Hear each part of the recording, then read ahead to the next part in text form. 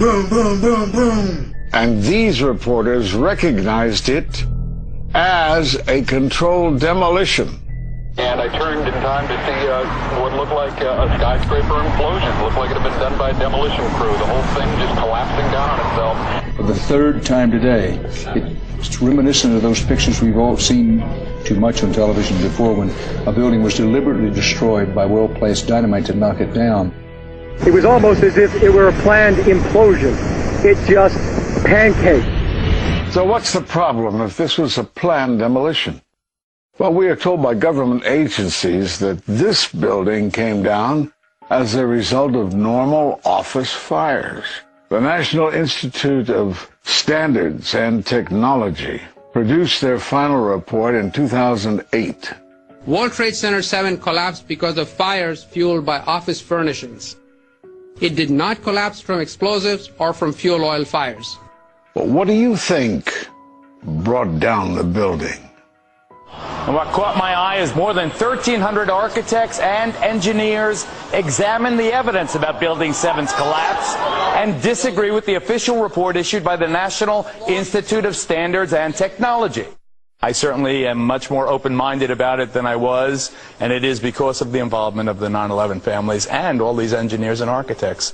You are about to hear from architect of 23 years, Richard Gage, AIA, member of the American Institute of Architects and founder of Architects and Engineers for 9/11 Truth.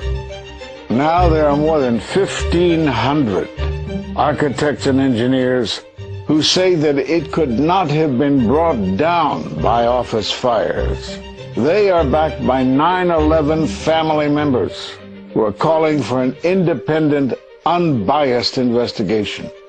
I'm Richard Gage. Fires have never before caused the collapse of any skyscraper, even though there are numerous examples of much hotter, larger, and longer-lasting fires in these buildings. And in the case of Building 7, the fire that NIST said started the collapse had actually burned out over an hour before. It could not have caused the collapse, as NIST claims. Yet this 47-story, modern steel-frame skyscraper, which was not hit by an airplane, collapses mostly into its own footprint like a house of cards, as fast as a bowling ball falling off the side of the building, in just under 7 seconds. Listen to the experts. Building number 7 descended in free fall for the first 100 feet, which means that there was absolutely no resistance to the descent whatsoever. NIST has admitted it went into free fall for 8 stories, and going from motionless to free fall instantly, that's a bothersome part of the puzzle because NIST never explained it. We've got a building that came down in its own footprint, so all of the columns really needed to be severed at the same time in order for that structure to fall the way that we saw. The symmetry is the smoking gun. The whole building completely comes down in one continuous motion. There couldn't have been any structural resistance. According to NIST, the failure occurred at column 79 on level 12. They're talking about a single columnar collapse or failure that resulted in a total collapse of the building. It is possible that you could have a local failure as a result of a connection failing. But the likelihood of that failure dragging the entire building in such a fashion that all the columns would fail at the same time is an impossibility. Impossibility? Yes. What I saw, it was a classic implosion. The center of the core, the penthouse area, starts to move first, and then the building follows along with it. I'd like to know why NIST excluded the document from FEMA in Appendix C that documented the evidence of melting steel. Why is this forensic evidence not being included in the report? In an office fire, you cannot generate enough heat to melt steel. And yet we have evidence of molten iron. R.J. Lee Company, USGS, and Dr. Stephen Jones's work, all three separately found these microspheres In the dust, we found what we characterize as unreacted thermitic material in the shape of some very tiny red-gray chips, which have different properties, and in the reaction they produce molten iron, which is the prime indication of a thermitic reaction. And such a reaction can be used to destroy steel structures.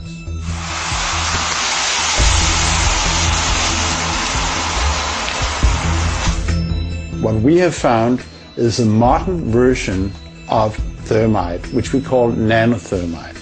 There were these iron microspheres present in all of the dust samples that needed to have been formed in extremely high temperatures. I've independently seen thermitic activity within 2 separate independent samples of World Trade Center dust. My contention, based on finding thermite residue in the dust, is that it happened before. It didn't happen after in the fires that ensued in the rubble pile afterwards. All the characteristics of the microspheres tell me that thermite was involved in melting those steel beams. So thermite, if it was present at the World Trade Center and created this molten metal that so many witnesses and photographic evidence shows, would also explain the fact that the fires could not be put out at Ground Zero. The only thing that is consistent with all of the evidence that we have that could cause such a thing is the use of thermite to cut through the steel. You'd get down below and you'd see molten steel. Molten steel running down the channel rails. Like you're in a foundry. Yeah. Like lava. Like lava. From a volcano. Well, the manual gets into thermite, and if it says if you have melted steel or concrete, which we had on 9/11, we should test for it. It's this fused element of steel, molten steel and concrete and all of these things all fused by the heat into one single element. We're asking for an investigation that follows national standards. There's no excuse to not test for this. If terrorists used explosives in '93, why didn't we test for them? If all these witnesses heard explosions, why aren't we testing for them? NIST concedes that they found no evidence for explosives. So then we asked them, well, did you look? And they said, no, we did not look for explosives or residues of explosives. So the preconceived notion of NIST is that there's no evidence for explosives, and so there's no point in looking. That is the most unscientific thing that you can possibly think of, not to look because you don't expect to find evidence, and in fact the evidence is overwhelming.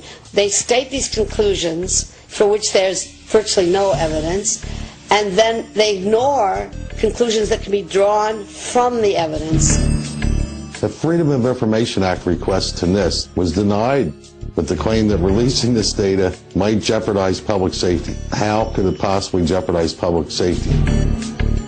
The destruction of evidence was a criminal act in itself. It was already being carted away and destroyed when the FEMA investigators got there about a month after September 11th. You can't do science when you are deprived of the evidence and when your hypothesis is the least valid instead of the most likely. When the most likely hypothesis in the case of Building 7 wasn't even mentioned. This is not science. The scientific forensic evidence, ignored by NIST, but carefully reviewed by teams of technical professionals, corroborates the hypothesis of explosive controlled demolition. We traveled to 21 foreign countries and 32 American cities, bringing this evidence to the attention of the public. And we're backed by 9/11 family members and other concerned citizens who are calling for an independent, unbiased investigation. I'm a family member trying to find out the answers to the murder of 3,000 plus people. The bottom line is that it needs to be investigated properly.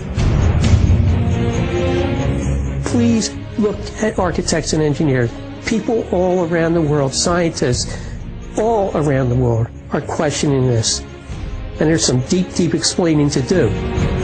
It took some kind of consciousness raising on my part before I was willing to look at the possibilities.